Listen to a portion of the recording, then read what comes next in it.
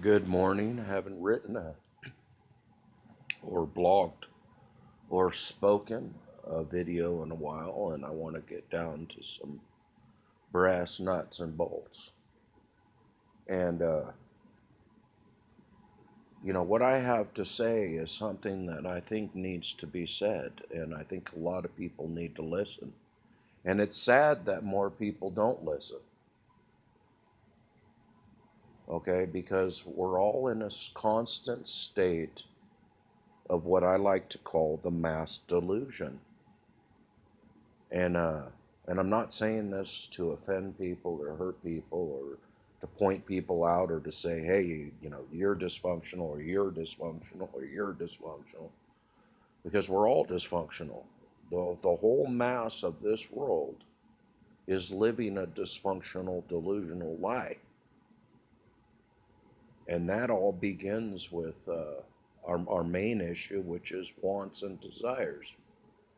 And I know we all need, on some level, we need a monetary structure to keep the whole dynamic of society moving forward.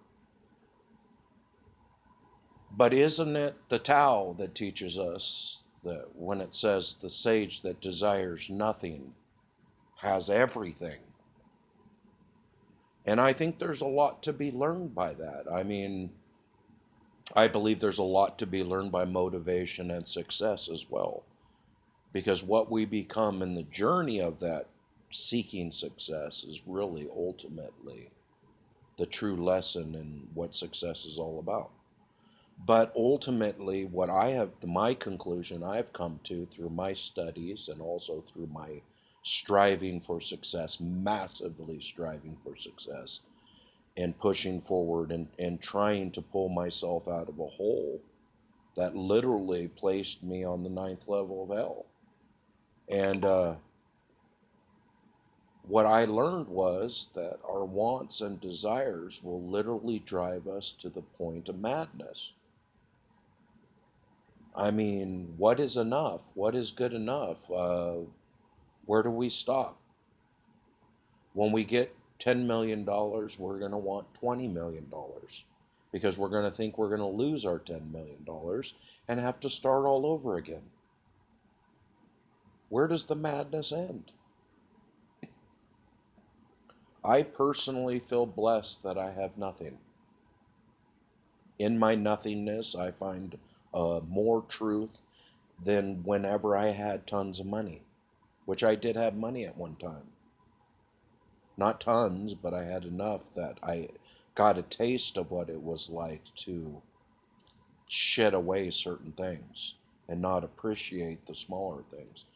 And as I lost that monetary uh, structure, I was forced to deal with the simpler things. Um, and I'm not ashamed to say, on many occasions, I've picked cigarettes up off the street, picked them up, gone looking for them, and picked them up and brought them home and rolled them up. And I think on some level, I would have not appreciated cigarettes as much. And I know that's a horrible analogy because cigarettes are bad for you, but the point being is, I find things in the garbage or beside the garbage that have been discarded.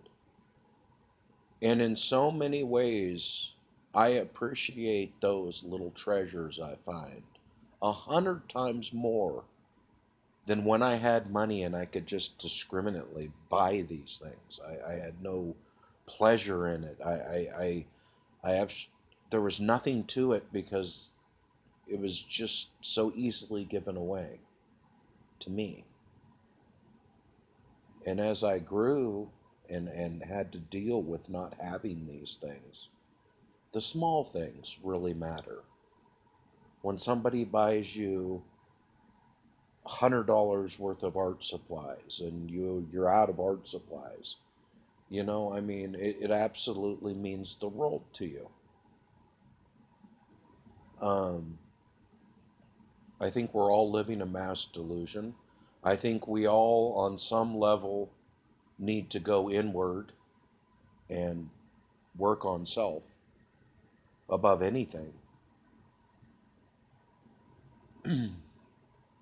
But I also think that once we learn to work on self, we should be the light workers of the world and try to help others work on themselves as well.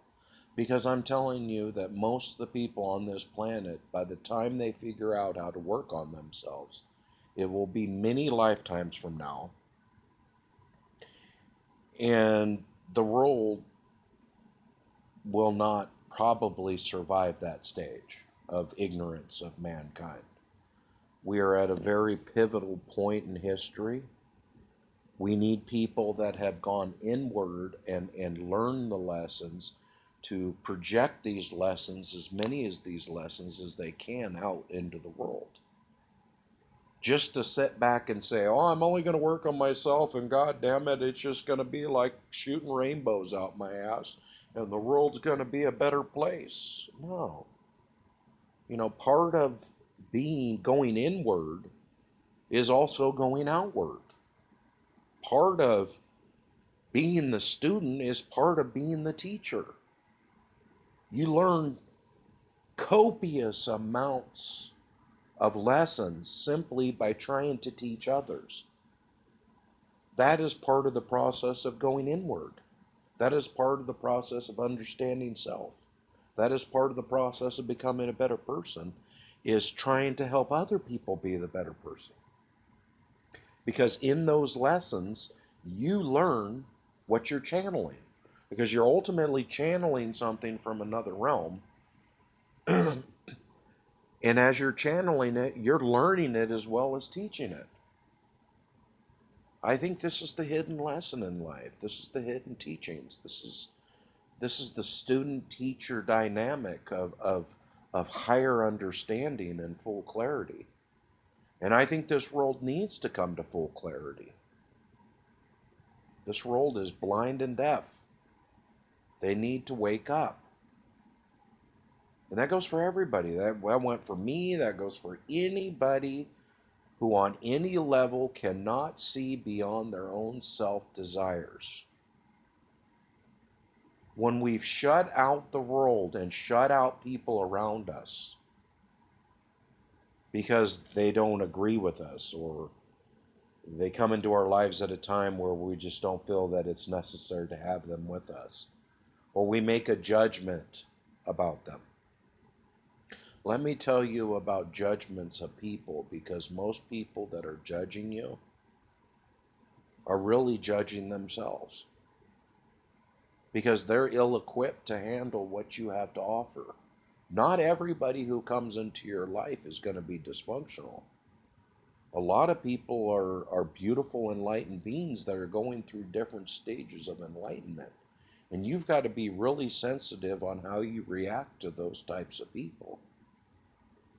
At the same time, we should lend a hand for those of us who are awake. We should lend our hands to those that we see that are budding, that are blossoming into these human beings that are awakening. No one's perfect. Everybody's far from it, including me. Everybody. Everybody needs to work on themselves. Everybody needs to better who they are and what they do. Tomorrow's not promised. Next second is not promised to you.